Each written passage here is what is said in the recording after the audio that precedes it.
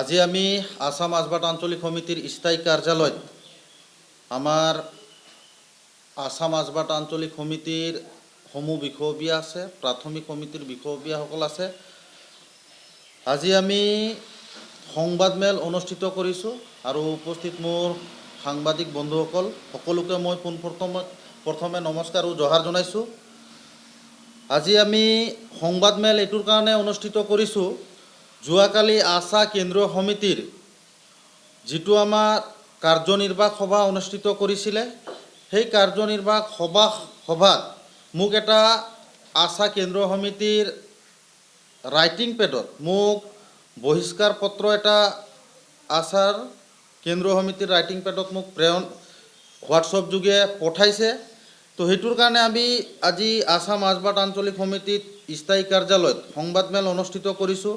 কাৰণ চাওক, তেওঁলোকে বহিষ্কাৰ কৰাৰ আগত বহুখিনি কথা জানি ল'বৰ কাৰণে দৰকাৰ আছিলে।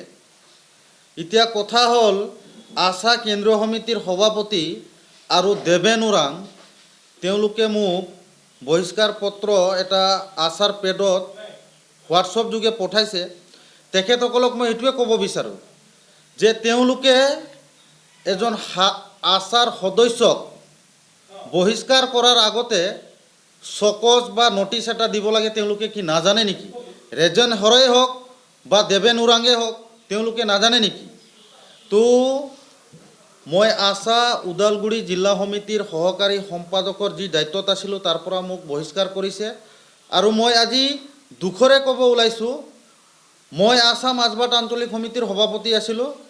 আজি এই প্ৰেছ মিট যোগেদি, সংবাদমেল যোগেদি এইটো ঘোষণা কৰিব বিচাৰিছোঁ, আসাম মাজবাট আঞ্চলিক সমিতি যিটো আমাৰ আঞ্চলিক সমিতি আছিলে, আজি এই সংবাদমেল যোগেদি আনুষ্ঠানিকভাৱে ভংগ হ'ল বুলি ঘোষণা কৰিছোঁ আসাম মাজবাট আঞ্চলিক সমিতি।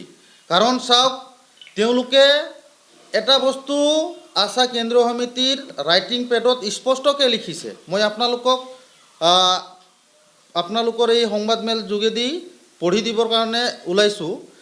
চাওক, আশা কেন্দ্ৰীয় সমিতিৰ কাৰ্যনিৰ্বাহক সিদ্ধান্ত মৰ্মে অমান্য কৰাৰ প্ৰমাণ পোৱাৰ বাবে ওদালগুৰি জিলা সমিতিৰ সহকাৰী সম্পাদক গোলাপ বড়ক আশাৰ পৰা বহিষ্কাৰ কৰা হ'ল বুলি তেওঁলোকে এইটো আশা কেন্দ্ৰীয় সমিতিৰ পেডত মোক হোৱাটছআপ যোগে দিছিলে।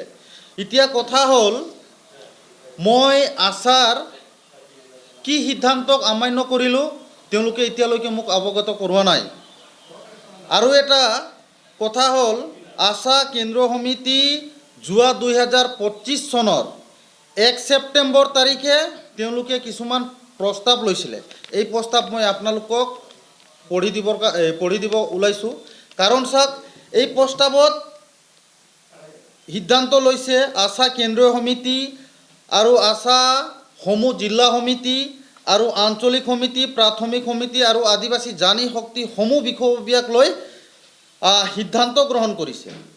সিদ্ধান্ত গ্ৰহণ কৰিছিল যে 39 নং 5 নং চেৰফাং সমষ্টিত সুমিত ৰাজ মিঞ্চক আশা কেন্দ্ৰীয় সমিতি, জিলা সমিতি, আঞ্চলিক সমিতি আৰু প্ৰাথমিক সমিতি পূৰ্ণ সমৰ্থন আগবঢ়াব বুলি 1 নম্বৰত তেওঁলোকে সিদ্ধান্ত এটা গ্ৰহণ কৰিছিলে। আৰু 2 নম্বৰত সিদ্ধান্ত এটা আছিলে যে 33 নং পৰিষদীয় সমষ্টিত জয় ভাৰতৰ কেণ্ডিডেট আছিলে, প্ৰাৰ্থী আছিলে জয় ভাৰতৰ ৰাজ কৰ্মকাৰক আশা কেন্দ্ৰীয় সমিতি, জিলা সমিতি, আঞ্চলিক সমিতি, প্ৰাথমিক সমিতি আৰু আদিবাসী জানি শক্তি কেন্দ্ৰীয় জিলা সমিতি, আঞ্চলিক সমিতি আৰু প্ৰাথমিক সমিতিবোৰে তেওঁক সম্পূৰ্ণ সহায় সহযোগিতা আগবঢ়াব বুলি, পূৰ্ণ সমৰ্থন কৰিব বুলি তেওঁলোকে সিদ্ধান্ত লৈছিলে যোৱা 1 ছেপ্টেম্বৰ 2025 চনৰ তাৰিখে।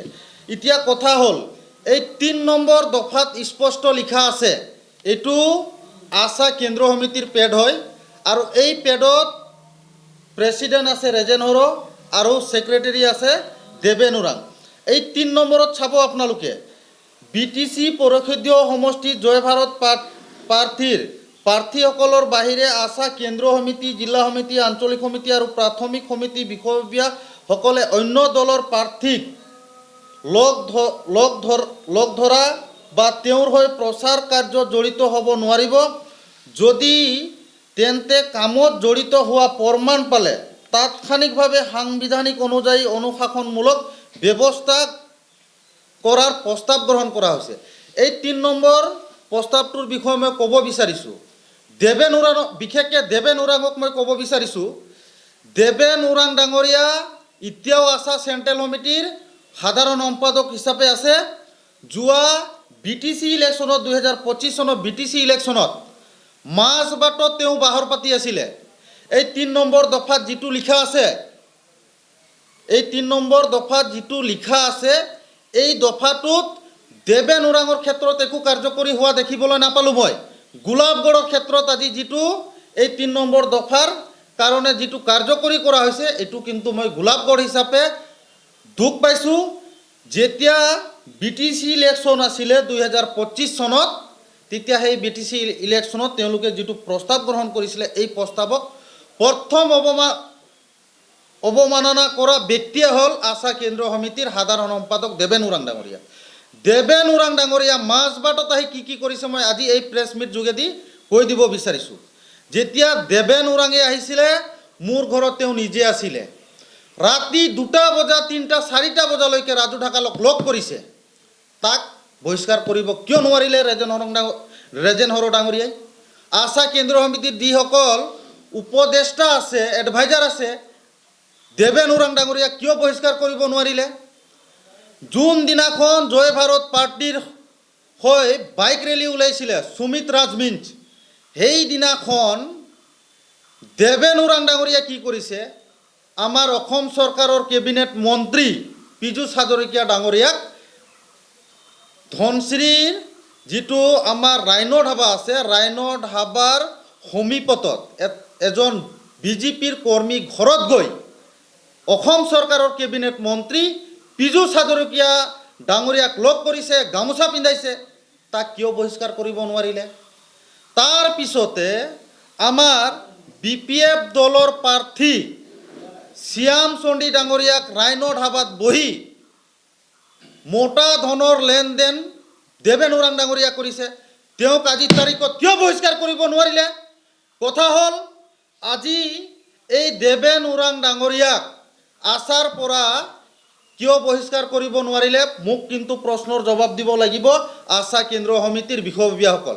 কাৰণ চাওক, দেৱেন ওৰাং ডাঙৰীয়াই BTC ইলেকশ্যনত যিটো ৰাস্তা দেখাই গৈছিলে, এইটো ৰাস্তা আশা মাজবাট আঞ্চলিক সমিতিৰ সভাপতি গোলাপগড় সেইটো ৰাস্তাত গৈছিলে, সহকাৰী সম্পাদক নন্দলাল গড় সেইটো ৰাস্তাত গৈছিলে, সাংগঠনিক সম্পাদক পূৰণ সিং গড় সেইটো ৰাস্তাত গৈছিলে। দেৱেন ওৰাং দেখাই দিয়া ৰাস্তাত আজি আমাৰ আঞ্চলিক সমিতিৰ সভাপতি লগতে বিষয়ববীয়াসকল এইটো ৰাস্তাত গৈছিলে। আজি সেইটো ৰাস্তাত যোৱাৰ কাৰণে তেওঁলোকে দেৱেন ওৰাং সাধাৰণ সম্পাদক আৰু সভাপতি ৰেজেন হৰ ডাঙৰীয়াই আমাক বহিষ্কাৰ কৰিছে, বিশেষকৈ মোক বহিষ্কাৰ কৰিছে। দেৱেন ওৰাং ডাঙৰীয়াক কিয় বহিষ্কাৰ কৰিব নোৱাৰিলে? BTC ইলেকশ্যনত আহি তেওঁ মোৰ ঘৰতে বাহৰ পাতি কাৰ লগত লগ কৰিছে, আজি মই আপোনালোকৰ এই সংবাদমেল যোগেদি কৈ দিলোঁ।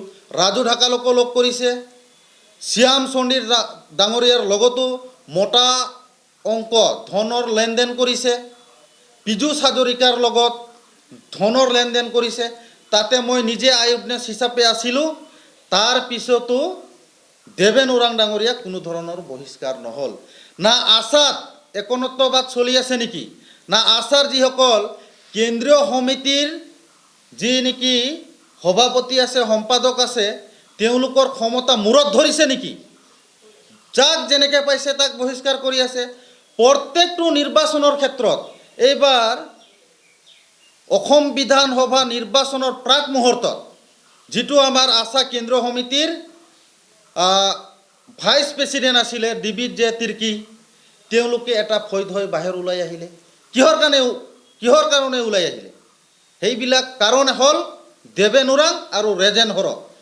আৰু যেতিয়ালৈকে দেৱেন ওৰাং ডাঙৰীয়াক এই যে যিটো BTC ইলেকশ্যনত আমাৰ মাজবাটত আহি মোৰ ঘৰত থাকি যিটো আমাৰ শ্যাম চণ্ডী ডাঙৰীয়াৰ লগত ৰাইন' ধাবাত কথা চথা পাতি তাতে মোটা ধনৰ অংক তেওঁলোকে লেনদেন কৰিছে। তাৰপিছতো বহিষ্কাৰ কৰিব নোৱাৰিলে দেৱেন ওৰাং ডাঙৰীয়াক। পীযুষ হাজৰিকাৰ লগত মোটা অংকৰ ধনৰ লেনদেন কৰিলে, তথাপিও তাক আশাৰ পৰা বহিষ্কাৰ কৰিব নোৱাৰিলে কিয়? তো এই ক্ষেত্ৰত আমি দুখ পাইছোঁ। মই খুব দুখৰে ক'ব বিচাৰিছোঁ, মোক যিহেতু আশা ওদালগুৰি জিলা সমিতিৰ যিটো মই সহকাৰী সম্পাদক হিচাপে আছিলোঁ, সহকাৰী সম্পাদকৰ পৰা বহিষ্কাৰ কৰিছে, মই দুখ পাইছোঁ। আৰু দেৱেন ওৰাং ডাঙৰীয়াক মই কৈ দিব বিচাৰিছোঁ আৰু ৰেজেন হৰ ডাঙৰীয়াক কৈ দিব বিচাৰিছোঁ, আপোনালোকে গোলাপগড়ক বহিষ্কাৰ কৰি একো ভাল কাম কৰা নাই। কাৰণ চাওক, আপোনালোকৰ মাজতে খেলি মেলি আছে, আপোনালোকৰ চেণ্ট্ৰেল কমিটিতে খেলি মেলি আছে। আজিলৈকে চেণ্ট্ৰেল কমিটিৰ বিষয়ববীয়াক আপোনালোকে ঠিক কৰিব পৰা নাই, আঞ্চলিক পৰ্যায়ৰ বিষয়ববীয়াক ঠিক কৰিব আহিছে, জিলা পৰ্যায়ৰ বিষয়ববীয়াক ঠিক কৰিব আহিছে। আপোনালোকৰ নিচিনা নেতাক লাজ লাগিব।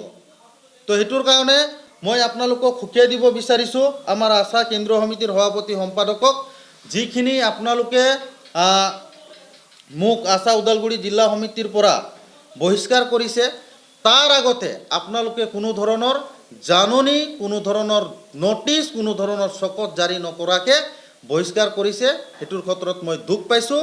আৰু যিখিনি আমাৰ কেন্দ্ৰীয় সমিতিও এনেকুৱা ধৰণৰ প্ৰত্যেকটো ইলেকশ্যনতে হওক টকাৰ লেনদেন কৰে, যিখিনি মই তথ্যবিলাক ক'লোঁ, দেৱেন ওৰাঙৰ কথাবিলাক ক'লোঁ, তেওঁকো বহিষ্কাৰ কৰিব লাগে বুলি আজিৰ এই সংবাদ মেল যোগেদি দাবী জনাইছোঁ।